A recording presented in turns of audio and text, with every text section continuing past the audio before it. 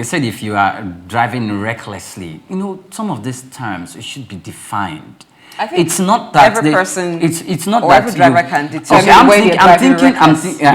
I think there's a law. There are law or there are acts might determine, even from a person who might determine when you drive recklessly. But we also have the human factor of the corrupt FRSC official that could give it a definition at that point in time and at that place. And those who are not conversant with the law or do not have a digital copy of that law could just, you know, give in to that advance. So I get what you're saying. Maybe it would be okay for the FRSC to make a document for every particular route. Just a moment. Know the speed limit that in specific areas. No, wait. No, we are not dragging too long. I just want to get to that point. If you are being to take a driver's license in FRSC, the first thing they give to you is their code. It's a book. So you understand? Not all motorists in this country who have a driver's license have that book. Everybody who goes to FRSC, even the people who went to FRSC now, if you can't say you have. Not all of them will have that book. So everybody should have. See, the FRSC. I have been to take my driver's license twice, and every twice I have gone to do a test, I get a code. If you don't have the code, it means that your license is not correct, or you have not gone to the appropriate place to get your license. That is already a standard. That is so that we should have. What about Doc on the issue of driver's license issuance? You know the way we also have in other areas where there's a touting system. You want to make international passport, you have someone who is not a staff of the National Nigerian Immigration Service tell you, bring your money, I'll help you. So you only go there to do biometrics, and then afterwards they bring your passports to you. You also have people who are staff of the Internal Revenue Service. When you want to do your driver's license or you want to register for it, they tell you, okay, you bring the money, you submit the passport. When it's time for you to capture, you come do that. And the rest is history. You only get the license delivered. Yeah, but that would that person go through a test? No. Or that is not given what they should be given? That is not the problem of FRSC. Because when you also go to how is it not the problem? Because the person has a license but has not gone through the required process. We can't be talking this one to an enlightened society. There's a system of doing things. The law says they write it on their wall. Don't patronize a tout. That's what the law says. Now, if people patronize touts, that's the reality. Now, if they are patronizing tout, whose problem is that? Is it their system it is their problem. No. It is their problem because that will make it difficult for them to implement the law. If you decide to become a lawbreaker yourself, you face the law. Ignorance is not an excuse before the law. Okay, so it's not an alibi. So there's something you are missing from the world point. And there is no law. It's important for you to understand, there's no law governing this environment. Now, when there's a law that governs an environment, and you say, okay, maybe because you are in a hurry, and you know that even your international passport you mentioned, that you cannot do it by proxy, it's against the law. Now, if you now decide to go do it against the law, you want the system to be sympathizing with you? We're not talking about the sympathy here, but we're saying that breach of process makes it easy for some persons to have access to driver's license without going through the right procedure. And so they may not even be aware of what speed limit is permitted on certain routes or on certain roads. That way, should it not be specified? You know that there used to be signposts or different routes. So when you're driving through some routes, you could tell through the sign that, on this road, this is how many kilometers you can drive. There's a curve here, there's a curve there. But we don't get to see that on every route anymore. Isn't that part of the responsibility of FRSC? So that it is not a punitive measure that is not also enlightening people? This is what I am saying to you. You see, there's so much problem in our country. And every problem we find in our country, we blame on institutions. Priya can decide to teach the wife how to drive. And then she become a certified driver. And you see people who are underage driving because there's in the book they also have outlined, and it's also on their website, driving schools approved by FRSC. So there's a process that is put in place. So if there are breaches of that process, you can't blame the institution. So we can actually blame ourselves. Really, what we should be expecting that FRSC must have to devise a way that people who have breached those processes and they are claiming alibi, then they and their accomplices should be prosecuted. So if there is somebody, whether it's a staff of FRSC, FRSC should be able to say, how did you get a driver license without doing a test? That's the point. Now, so they should enforce that so that people who are violating and breaching rules themselves can be punished. But what is important for me is simple, is that when you design a system and you give people opportunity, from time to time, if you are in Lagos here, they have recruited call marshals. They do road awareness on a regular basis, where they give leaflets to motorists, and all this advocacy. Nobody can sit down on the road and say, oh, I don't have information. That's not correct. So if people deliberately breaches rule, such people deserve punishment, and nobody should have sympathy for them. Pray your thoughts. Okay, so the FRSC, these are human beings. The intention of the government in the first instance to create the institution, of course, good intentions, pure. But human beings with tendencies that needs to be checked, just like the popular phrase goes, who police the police? I think the people police the police, and that is why whatever happened in NSAS happened. So, what the FRC should do is to make information available so that on the spot, whether what you made available earlier was a booklet, these days, the booklet can't survive for a long time. So probably that booklet should be transcribed to a digital copy, or whatever we have in that book could not be in their app. They have done that before you are saying it. No, I'm coming now. I'm coming. Hey, that's what I'm saying to you. Because you have to pass through process. I know. They have already done that before you are talking about it. All right, please go on.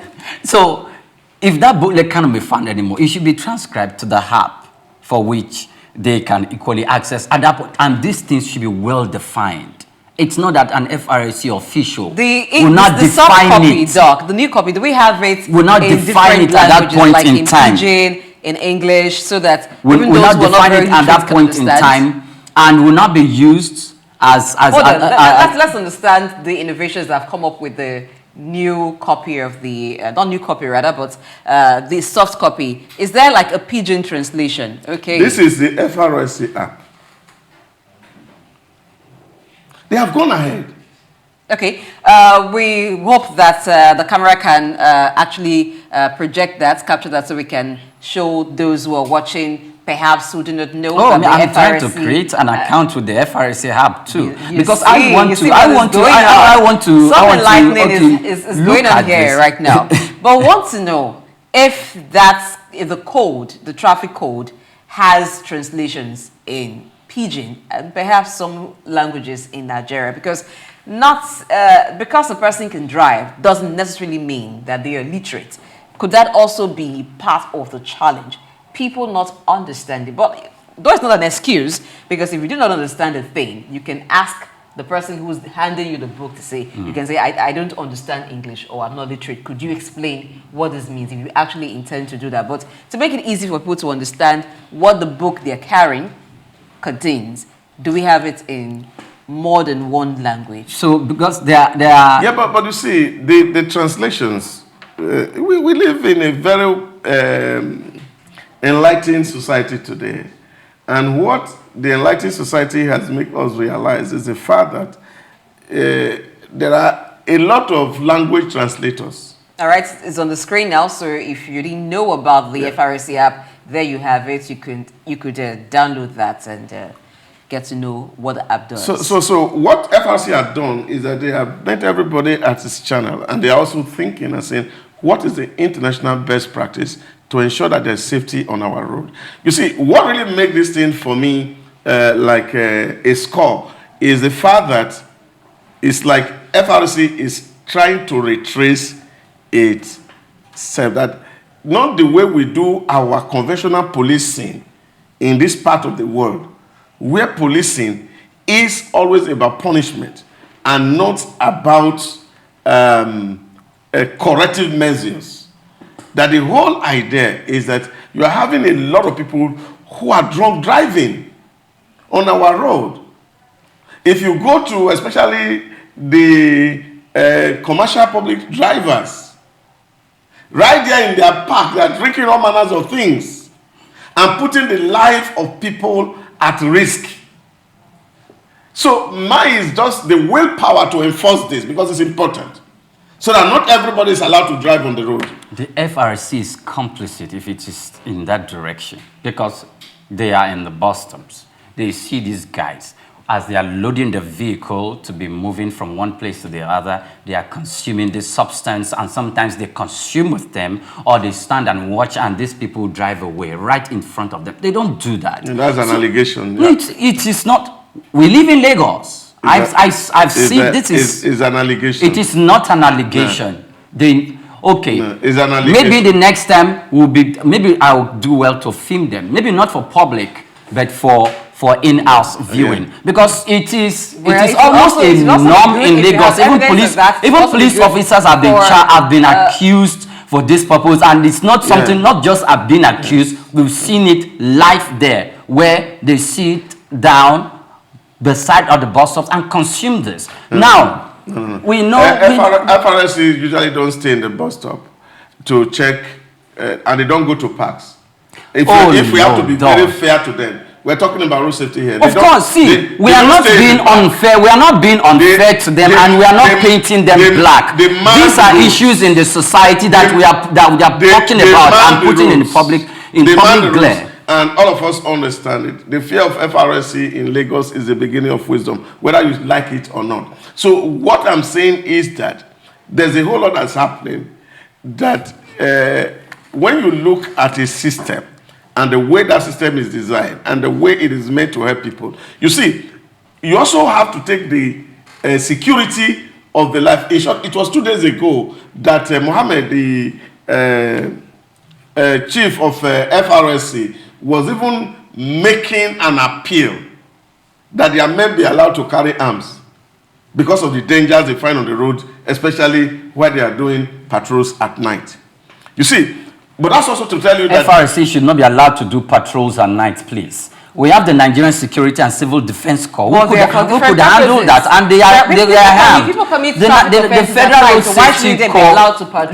The Federal Road Safety Corps should not be allowed to carry arms, please. If they're patrolling at night, they will probably need arms to protect themselves. Look, we have seen where the FRC is working, and we've seen both the police, we've seen sometimes soldiers and federal and Nigerian Security and Civil Defense Corps officers with them, and those ones are arms. Why should we allow the FRC to carry arms? For night duty, it should be a joint security force. It should be. It has been a joint. No. We have seen even LASMA officials, even LASMA in Lagos, when they operate, go to the Western Avenue, popularly called the Ikorodu Road, and the stretch of it. Even when they operate, we've seen NSCDC of officers with them. We've seen police officers. If you say not at all, but you cannot attach all police officers to all points. We are not mixing points here. Mixing a lot of things up. No. I am not. There are days that, if you are talking about last man, that they are going for raid. If they are going out for raid, they prepare themselves with police officers to accompany them on a road raid. That is, if there are, it doesn't mean that everywhere you see a last man there is a police officer there, no. And it doesn't also mean that when FRSC, they are on the road, police officers are always there. But what you understand is that the road is not shut in the night. The roads are working. That's why people commit most traffic offenses. The life of people are also in danger at night. One thing I need to be clear for you to get me is that I am not undermining the importance or the significant role that the FRSC plays in our society. I am not undermining that. So even if we are going to blow their trumpet, there is a dirty side to them. Are we blowing their And if we trumpet here? put that dirty side in public for, we are not doing wrong. And we have to make that clear. So if the federal road safety, because you've seen Federal Road Safety Corps, just a few meters, you see police officers. At other times they are together. At other times they are apart. And they park drivers at the roadside. Sometimes cause nuisance on the road, unnecessary traffic. Because you are doing your job. Put all these things in public glare. And when you put it in public glare, you are not painting them bad or calling them a bad name. Are you done? No, I'm not done. Okay. So, why I asked if you're done, I wanted you to be able to make your point. So the point here is, nobody's blowing the trumpets of FRSC, and nobody's actually painting them in bad light. We are looking at this from different angles. So there is a side where the FRSC has to do their job. And for security operatives, not just FRSC alone, those who work at night, it's risky. These people are human beings too. They have families to return to. So they also want to ensure that whilst they're doing their job, their lives are not compromised. That's on one hand.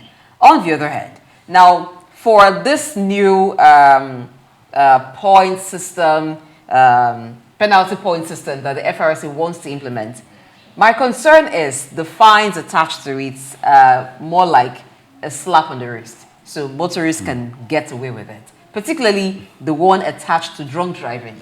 So, because have you seen what drunk driving has done?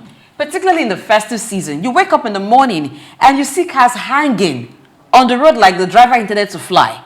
Maybe turn it into an aircraft or something.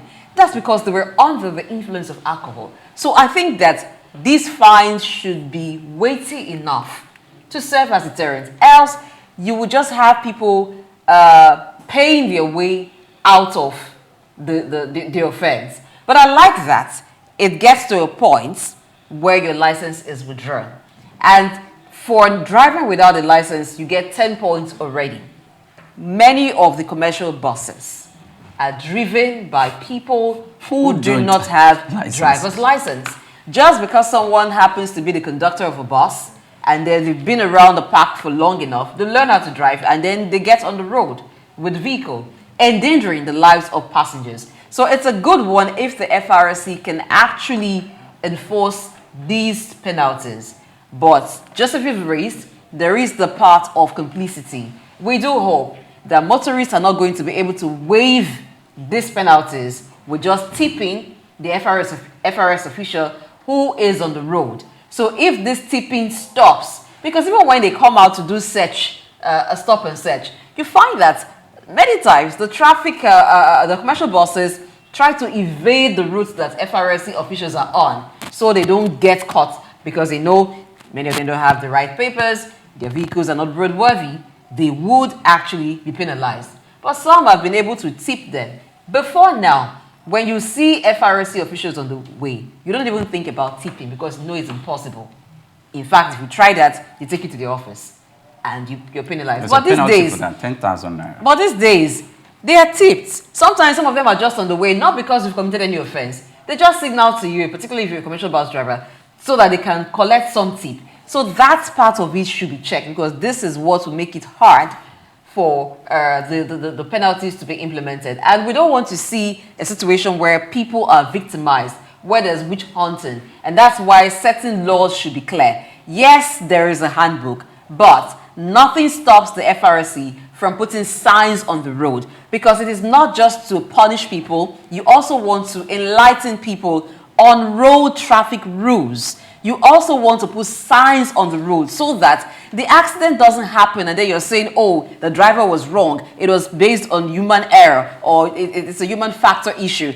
But there are signs to enlighten people, to educate people on road signs, on what lies ahead. We used to see signs. We still have some of them on some roads where the road has a curve and they tell you slow down. Maybe there's a curve ahead, there is this ahead, warnings ahead of time. So all of this should go side by side with the penalty. We should see some of these signs where they no longer exist being put back on, so that we're saving lives, we're enlightening people, and then the FRSC is penalizing those who say they will not comply with road traffic rules. You see, the problem is not lack of science. Science, even but it's part of it too. Even where there are signs, because people are not properly trained to drive, they don't even know what the signs are. Even in Mark Road, there are spaces where you cannot overtake. Even with the mark, people are in short, I was coming this morning very early, and somebody is honking and saying, abusing me for staying for a red light, and that there's no motor coming. And I'm saying to myself, oh, this person goes out to say, oh, we have bad government. But it's driving against red lights. It's not done anywhere else. You see, the problem we have as a people is so peculiar. And that's why somehow we can blame institutions. But the peculiarity of our problem, in short, the day I went to Benin Republic in Cotonou and see police only have whistle on their mouth, and motor will be on a highway, they will just blow whistle, and the motor will park. I said, not in my country. Why not? Even with the roadblock, why does the whistle work there and not it would work work here? here? Because what's the reason? It's the people. It's the people. So you have to have the people factor. And that is one of the things that we will continue to preach, that we need people who are responsible. Because if you beat traffic light, if they even make you president, you will violate the Constitution. So that is what it is. People must understand that there's a responsibility that comes with every kind of obligation you are given. And until we know that, a whole lot of things will be very difficult for us to achieve. Okay, let's move away from that and hope that this new law or the penalty, the new one that the FRSC has come up with, will be able to deter those who just want to drive the way they feel like, particularly when a road has been rehabilitated and is now smooth to drive on. You're thinking, or in your thinking, this road was supposed to aid traffic so people can move on to their destinations on time. It now becomes a death trap because drivers begin to drive recklessly on the road. And after some time, you find that they begin to put speed breakers on the road to slow down the speed of those who use that road. I think as human beings, we should do better. If you're driving, you're not driving for yourself alone. There are other road users. Their lives are worth you obeying traffic signs for. Their lives are worth you driving properly and ensuring that if you do not have a driver's license, you do, because the process to acquire that will ensure that you are fit to be behind the wheels of any vehicle.